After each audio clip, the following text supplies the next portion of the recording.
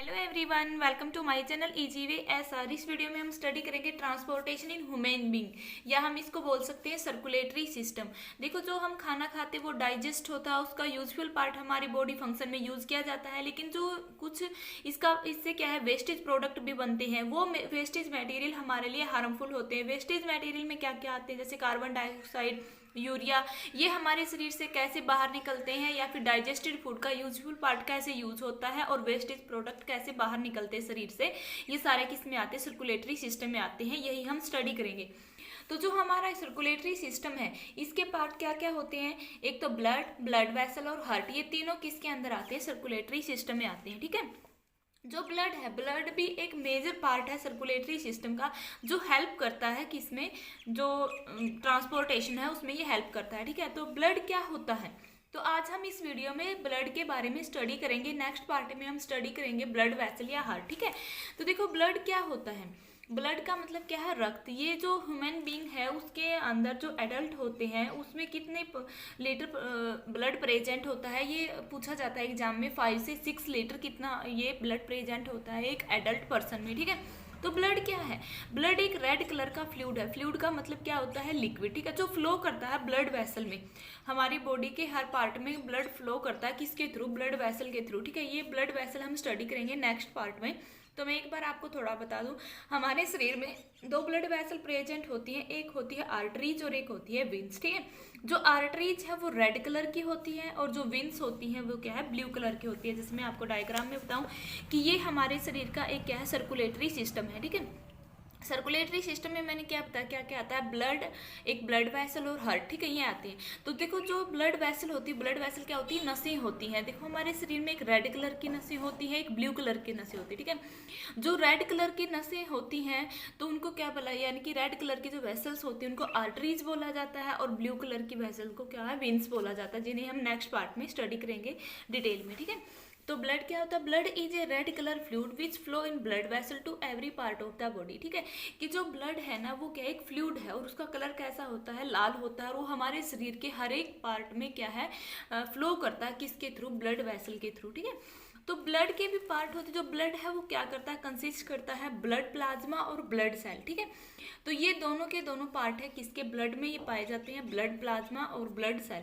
जो blood plasma होता है ये ब्लड का फ्लूइड पार्ट होता है, और जो ब्लड सेल होती है इसका सॉलिड पार्ट होता है। ठीक है, जैसे कि जो ब्लड होता है ना उसमें ब्लड प्लाज्मा भी प्रेजेंट होता है और ब्लड सेल भी प्रेजेंट होती है। ठीक है, तो जो लिक्विड पार्ट होता है ब्लड का वो क्या होता है, ब्लड प्लाज्मा होता है, और जो उसमें सॉलिड पार्ट पाया जाता है वो ब्लड सेल होते हैं। ठीक है, तो ब्लड सेल कौन कौन सी होती हैं, आरबीसी यानी कि red blood cell, WBC white blood cell, और एक क्या है, प्लेटलेट्स। ठीक है, तो जो हमारे जो ब्लड है ना, ब्लड का 55% तो क्या होता है, ब्लड प्लाज्मा होता है, यानी कि वो लिक्विड पार्ट होता है, फ्लूइड पार्ट होता है। ठीक है, लेकिन जो ब्लड सेल होती है ना, 55% की हो गया, 45% क्या है, ब्लड सेल है। तो अब हम देखेंगे कि 3 ब्लड सेल थी, RBC, WBC और प्लेटलेट्स। ओके, तो जो आरबीसी है सबसे ज्यादा परसेंटेज किसकी होती है, रेड ब्लड सेल की होती है। वो कितनी होती है, 44% होता है। ठीक है, WBC और प्लेटलेट से ये क्या है, दोनों की दोनों 1% होती है।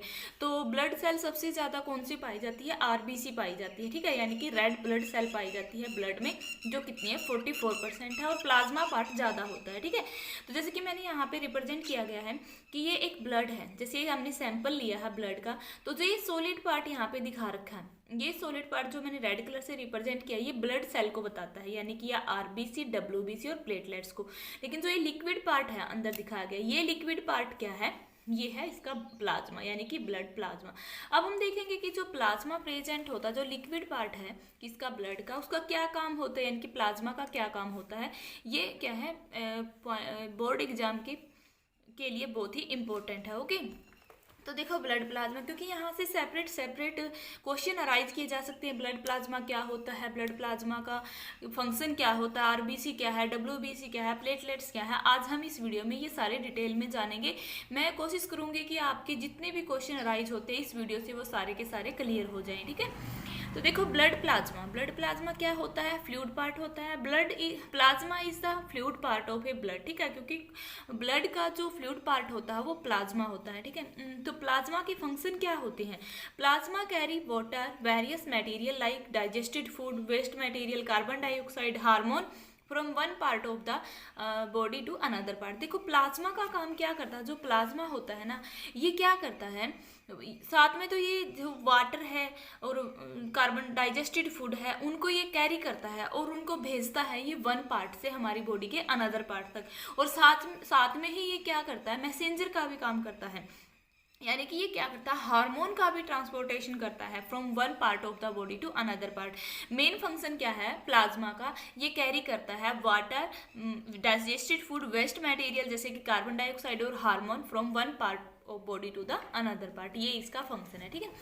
तो नेक्स्ट जो हमारी ब्लड सेल है, ब्लड सेल में कौन कौन सी आती हैं सेल, आरबीसी, डब्ल्यूबीसी, प्लेटलेट्स, ठीक है। आरबीसी कितने % प्रेजेंट होती है ब्लड में, 44%। तो अब हम आरबीसी के बारे में पढ़ेंगे, ठीक है।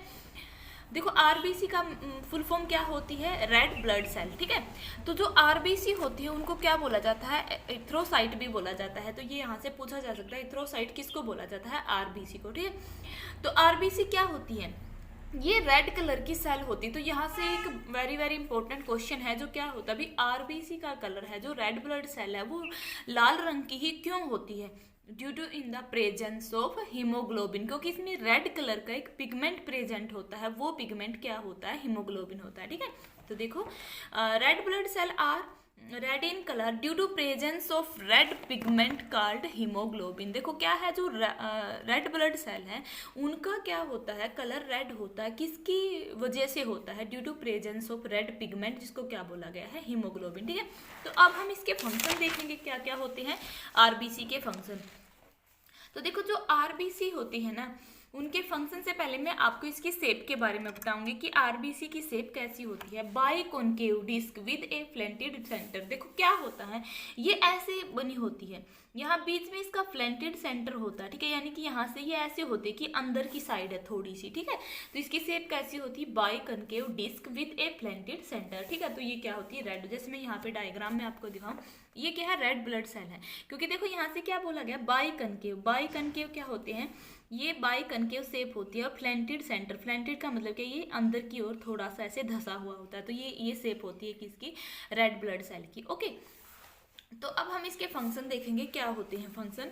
देखो हमने देखा है कि जो रेड ब्लड सेल है उसमें एक रेड कलर का पिगमेंट होता है जिसको हीमोग्लोबिन बोला गया है। तो उसी हीमोग्लोबिन की वजह से इसका बहुत सारे फंक्शन होते हैं इसके हमारे ट्रांसपोर्टेशन में, ओके। तो देखो the haemoglobin of RBC transport oxygen from lungs to the all cell of the body. देखो क्या होता है, जो हमारे लंग्स है, लंग्स का काम क्या होता है, जो ऑक्सीजन है उसको क्या करना, हमारे बॉडी के अदर पार्ट तक पहुंचाना। लेकिन वो किस वजह से पहुंचते हैं, क्योंकि जो हमारा ब्लड है, ब्लड का मेन फंक्शन होता है ट्रांसपोर्टेशन का, यानी कि ये डाइजेस्टिव फूड, ऑक्सीजन इनका ट्रांसपोर्ट करता है, ठीक है, हमारी बॉडी के एक पार्ट से दूसरे पार्ट तक। वो कैसे करता है, तो इसमें हम देखते हैं आरबीसी की सेल। जो आरबीसी सेल होती है ना, उसमें एक रेड कलर का पिगमेंट होता है जो हीमोग्लोबिन है। यही हीमोग्लोबिन क्या करता है, जो लंग्स ने ऑक्सीजन दी है उस ऑक्सीजन को लंग्स से हमारी बॉडी पार्ट तक पहुंचाता है, यानी कि सेल ऑफ द बॉडी तक पहुंचाता है, ओके। और साथ में ये क्या करता है, देखो कार्बन डाइऑक्साइड प्रोड्यूस कब होती है, जब हमारी जो सेल है, जो डाइजेस्टेड फूड है उसका ब्रेक डाउन करते हैं। जो हमने पहले पढ़ा था रेस्पिरेशन में कि जो डाइजेस्टेड फूड है जब उसका ब्रेक डाउन किया जाता है तो कार्बन डाइऑक्साइड गैस रिलीज होती है, ठीक है। तो वो क्या है, एज ए वेस्ट प्रोडक्ट है।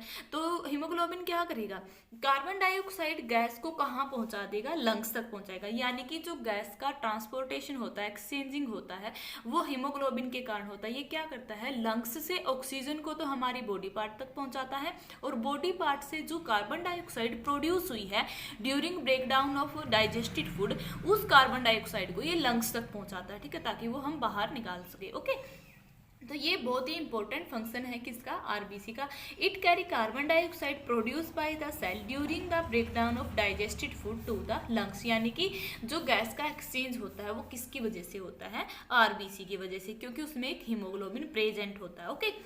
और देखो जो आरबीसी है उसमें कोई भी न्यूक्लियस प्रेजेंट नहीं होता है। और जो देखो लाइफ टाइम भी पूछा जाता है कि इसका जीवन काल कितना होता है, आरबीसी जो रेड ब्लड सेल है उनका होता है अबाउट 120 डेज। तो ये क्वेश्चन भी इंपॉर्टेंट है, ये कम्पिटिटिव एग्जाम में भी पूछा जाता है। तो आरबीसी का जीवन काल लाइफ टाइम कितना होता है, 120 दिनों के लगभग। ओके, और देखो अब क्या है, जो आरबीसी है अगर उनकी मात्रा हमारे शरीर में कम हो जाती तो एनीमिया हो जाता है। एनीमिया का मतलब क्या होता है, खून की कमी हो जाती है, ठीक है। लेकिन ये ज़्यादा हो जाए, अगर आरबीसी हमारे शरीर में ज़्यादा हो जाती है तो उससे क्या होंगी, कौन सा रोग हो जाएगा, पॉलीसाइटोथीमिया, ठीक है। तो ये कौन सा रोग है, जो आरबीसी की मात्रा ज़्यादा होने से होता है, ठीक है। तो नेक्स्ट आता है डब्ल्यूबीसी। डब्ल्यूबीसी क्या होते हैं, वाइट ब्लड सेल, ठीक है। ल्यूकोसाइट बोला जाता है इसको, डब्ल्यूबीसी को, तो ये भी आपको ध्यान रखना है। डब्ल्यूबीसी को क्या का अनदर नेम क्या है, यानी कि WBC is also called a leucocyte. Okay, तो देखो अब डब्ल्यूबीसी क्या होते हैं, जो डब्ल्यूबीसी है ना इसमें कोई भी पिगमेंट प्रेजेंट नहीं होता, यानी कि डब्ल्यूबीसी में हीमोग्लोबिन प्रेजेंट नहीं होता, तो इसीलिए इसका कोई भी कलर नहीं होता है। डब्ल्यूबीसी कलरलेस सेल होती हैं। ओके, तो क्या है, WBC a colourless and irregular shape cell. देखो जो आरबीसी था उसकी तो क्या थी, disc biconcave disc with a flattened centre, इसकी तो साथ में ये शेप थी, ठीक है। लेकिन जो हमारे डब्ल्यूबीसी सेल है जो हमारे ब्लड में प्रेजेंट है उनकी जो शेप होती है वो इरेगुलर होती है और ये कलरलेस होती है, क्योंकि इसमें कोई भी ना तो इसमें हीमोग्लोबिन प्रेजेंट होता है, या फिर ऐसे बोल सकते इसमें कोई भी पिगमेंट नहीं होता है, ठीक है। WBC protect the body from infection. देखो डब्ल्यूबीसी का मेन काम क्या होता है, हमारे शरीर को इन्फेक्शन से बचाना। और जो WBC are larger than RBC, WBC है ना मात्रा में तो वो कम होती हैं, इनकी जो परसेंटेज है ब्लड में वो कम है, बट इनका जो साइज होता है वो आरबीसी से क्या होता है, बड़ा होता है, ठीक है। जैसे कि यहाँ पे है, ये ब्लड है, इसमें जो यहाँ पे ये दिखाई गई ये है क्या है, आरबीसी सेल है। और जो ये यहाँ पे लार्ज साइज में है ये वाली, ये क्या है, डब्ल्यूबीसी सेल है, जो एक माइक्रोस्कोप की हेल्प से ये पिक्चर ली गई है। ओके, तो WBC are fewer in number than RBC. देखो क्या होते हैं, जो डब्ल्यूबीसी है वो नंबर में तो कम होती है, यानी कि उसकी जो परसेंटेज है ब्लड में वो कम होती है, बट उसका साइज ज़्यादा होता है आरबीसी से, ठीक है। और जो जीवन काल यानी कि लाइफ टाइम है जो डब्ल्यूबीसी का वो होता है 3 से 4 दिनों तक, फिर ये क्या हो जाती है, मतलब नष्ट हो जाती हैं। ओके, तो देखो फंक्शन क्या है जो हमने पहले भी पढ़ा है ऊपर, ये इन्फेक्शन से हमारे शरीर को बचाती है। तो इसका मेन फंक्शन क्या होगा, WBC is to fight against germs that enter our body and protect us from disease, ठीक है। देखो क्या करते हैं डब्ल्यूबीसी, जो जर्म्स हैं मतलब यानी कि जो कीटाणु है जिनकी वजह से बीमारियां फैलती हैं, अगर वो हमारे शरीर में एंटर कर जाती हैं तो डब्ल्यूबीसी उनसे फाइट करता है, ताकि हम क्या कर सके, ताकि ये हमारी रक्षा करता है कि हम बीमार ना हो। यानी कि आप क्या बोलोगे, जो डब्ल्यूबीसी है ना वो फाइट करता है अगेंस्ट जर्म्स ताकि हम बीमार ना हो, ठीक है। तो ये इसका मेन फंक्शन है। तो आज का जो लास्ट टॉपिक है, जो पार्ट है किसका, ब्लड सेल का, वो क्या है, प्लेटलेट्स है। ये भी वेरी वेरी इंपॉर्टेंट है। ओके, तो हमने क्या जाना है, प्लाज्मा के बारे में हमने पढ़ लिया है और साथ में आरबीसी डब्ल्यूबीसी के बारे में पढ़ लिया है। अब हम पढ़ेंगे प्लेटलेट्स के बारे में। ओके, आप जो नोट्स मैंने बनाए हैं इनको आप अपनी नोटबुक में उतार सकते हो वीडियो को पॉज करके। अगर कोई प्रॉब्लम रहती है तो आप कमेंट बॉक्स में भी अपनी प्रॉब्लम पूछ सकते हो, ठीक है। तो देखो प्लेटलेट्स क्या होती हैं, जो प्लेटलेट्स होती है ना उनको थर्मोबायोसाइट बोला जाता है, ठीक है। क्या बोला जाता है, थर्मोबायोसाइट, ठीक है। तो ये इसका नाम है। Platelets are colourless round tiny cell formed in the bone marrow. देखो जो प्लेटलेट्स होती है ये क्या होती है, कलरलेस होती है और राउंड थीनी यानी कि पतली और राउंड शेप की सेल होती है, जो कहाँ बनती है, बोन मैरो में। ओके, तो इसका मेन फंक्शन क्या होता है प्लेटलेट्स का, प्लेटलेट्स का मेन फंक्शन होता है ब्लड क्लोटिंग में। तो अब मैं आपको ये डाउट हो रहा होगा कि ब्लड क्लोटिंग होती क्या है, तो इसका मैं एक एग्जांपल बताऊं। अगर हमें चोट लग जाती है, चोट लगती है तो उसमें से क्या होता है, खून बहता है, जो घाव बनता है चोट लगने के कारण, तो थोड़े समय बाद उस घाव के ऊपर एक क्लोट जमा हो जाता है, यानी कि एक खून का धब्बा जमा हो जाता है और हमारा खून बहने से रुक जाता है। जो खून का धब्बा उस चोट के ऊपर बनेगा वो क्या होता है, ब्लड क्लोट होता है। और वो किसकी वजह से बनता है, इन प्लेटलेट्स की वजह से बनता है। तो मेन फंक्शन क्या है प्लेटलेट्स का, platelets help in blood clotting process, ठीक है। जो ब्लड क्लोटिंग प्रोसेस होती है उसमें मेन फंक्शन किसका होता है, वो किसकी वजह से बनता है ब्लड क्लोट, प्लेटलेट्स की वजह से बनता है, ठीक है, जिसे हम कैसे स्टडी करेंगे, देखो if a person gets injured then blood start flowing from the cut made by the injured. देखो अगर कोई भी पर्सन घायल हो जाता है और उस घायल मतलब यानी कि उसको चोट लग जाती है, और चोट लगने से जो कट पड़ता है उसके शरीर पे कहीं भी, तो उस कट से क्या होता है, ब्लड स्टार्ट हो जाता है, यानी कि ब्लड फ्लो हो जाता है उस कट से। Okay, the body can not afford to lot blood flow out of the body. तो देखो क्या होता है, जो हमारी बॉडी है वो क्या करती है, अगर रेगुलरली ऐसे ही ब्लड हमारे शरीर से निकलता जाएगा तो हमारी बॉडी उसको सहन नहीं कर पाएगी, एक टाइम ऐसा आएगा कि हमारी डेथ हो जाती है। लेकिन ऐसा नहीं होता, क्यों?